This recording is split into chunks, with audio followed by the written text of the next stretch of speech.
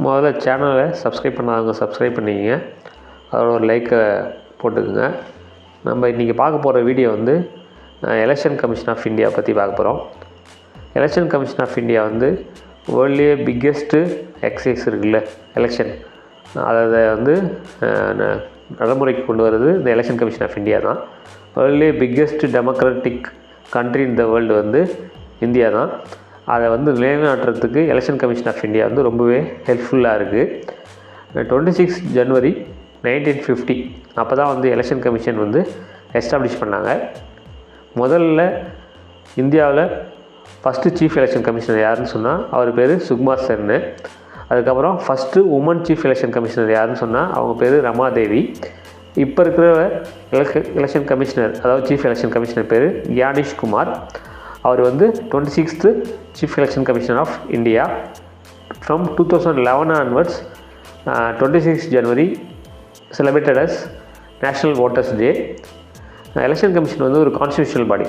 Constitutional பாடினா என்ன அர்த்தம்னு சொன்னால், எப்போ வந்து கான்ஸ்டியூஷன் எழுதப்பட்டுச்சோ அப்போயே வந்து இந்த எலெக்ஷன் கமிஷன் உருவாக்கப்பட்டுச்சு. அதுக்கப்புறம் இதோட முக்கியமான ஒரு 3 ரோல் இருக்குது.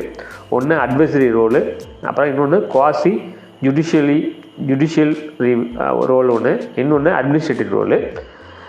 முதல்ல பார்த்திங்கன்னா அப் டு 1989 வந்து எலெக்ஷன் கமிஷன் வந்து ஒரு சிங்கிள் பாடியாக தான் இருந்துச்சு.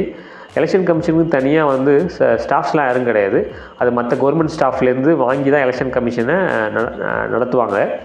1989 அப்புறம் வந்து எலெக்ஷன் கமிஷன் பாடி வந்து ஒரு மல்டி மெம்பர் பாடி ஆகிடுச்சு. ஒரு சீஃப் எலெக்ஷன் கமிஷனர், அப்புறம் 2 எலெக்ஷன் கமிஷனர். இந்தமாரி சீஃப் எலெக்ஷன் கமிஷனர் யார் அப்பாயின்ட் பண்ணுவாங்கன்னு சொன்னால் அதுக்கு ஒரு தனியாக கமிட்டி ஒன்று இருக்குது. அந்த கமிட்டியில் பிரைம் மினிஸ்டர் ஒரு ஆள், அதில் லா மினிஸ்டர் தான் வந்து ஹெட்டாக இருப்பார். அவங்க தான் வந்து சீஃப் எலெக்ஷன் கமிஷனரை அப்பாயின்ட் பண்ணுவாங்க. எலெக்ஷன் கமிஷனை வந்து அப்பாயின்ட் பண்ணுறது யாருன்னா சீஃப் எலெக்ஷன் கமிஷனர், அவரும் ஒரு மெம்பராக இருப்பார். சீஃப் எலெக்ஷன் கமிஷனருக்கு வந்து ஸ்டேட்டஸ் எப்படின்னா, அவர் ஒரு சுப்ரீம் கோர்ட் ஜட்ஜுக்கு ஈக்குவலண்ட்டாக இருப்பார். அவரோட டென்யூர் என்னென்னா 6 years ஆர் 65 years. இதில் எது 2 இதில் முன்னாடி அட்டைன் ஆகுதோ அது வரைக்கும் அவங்க டென்யூரில் இருப்பாங்க. அவங்கள ரிமூவ் பண்ணுறது எப்படின்னா, பார்லிமெண்ட்டில் ஸ்பெஷல் மெஜாரிட்டியில் பாஸ் பண்ணால் தான் அவங்கள ரிமூவ் பண்ண முடியும். இப்போ சீஃப் எலெக்ஷன் கமிஷனரோட முக்கியமான ரோலை எலெக்ஷனை நடத்துகிறது தான். எலெக்ஷன் கமிஷன் ஆஃப் இந்தியாவோட முக்கியமான ரோலு ஸ்டேட் அசம்பிளிஸ் எலெக்ஷனு, அதுக்கப்புறம் லோக்சபா எலெக்ஷன், அதுக்கப்புறம் ராஜ்யசபா எலெக்ஷன், அதுக்கப்புறம் பிரசிடென்ட் எலெக்ஷன், அதுக்கப்புறம் வைஸ் பிரசிடென்ட் எலெக்ஷன். இதெல்லாம் வந்து சென்ட்ரல் எலெக்ஷன் கமிஷன் நடத்தும். ஸ்டேட் எலெக்ஷன் கமிஷன் இருக்குல்ல, அது முனிசிபாலிட்டி, பஞ்சாயத்து, இதெல்லாம் வந்து ஸ்டேட் எலெக்ஷன் கமிஷனோட ரோல். அது election commission is a multi member body. 1989 தான் வந்து single member body multi member பாடியாக மாறுச்சு. காரணம் என்னன்னு சொன்னால், அப்போ தான் பார்த்திங்கன்னா நம்மளுக்கு எலெக்ஷனோட ஓட்டு போடுற ஏஜ் இருக்குல்ல, அது 21லேருந்து 18க்கு குறைச்சாங்க. இன் 1999 அந்த இயரில் தான் பார்த்திங்கன்னா எலெக்ஷன் கமிஷன் வந்து பாடியும் மாறுச்சு. சிங்கிள் மெம்பர் பாடியிலேருந்து மல்டி மெம்பர் பாடியாக மாறுச்சு. எலெக்ஷன் கமிஷன் வந்து ஆர்டிகல் 324 to 329 வந்து நம்ம கான்ஸ்டியூஷனில் அதை பற்றி குறிப்பிட்டிருக்காங்க. அதுக்கப்புறம் பார்ட் 15 பார்த்திங்கன்னா எலெக்ஷன் கமிஷனோட டீப்பான ரோல் வந்து இருக்குது. இப்போ இருக்கிற chief election commissioner 26th chief election commissioner.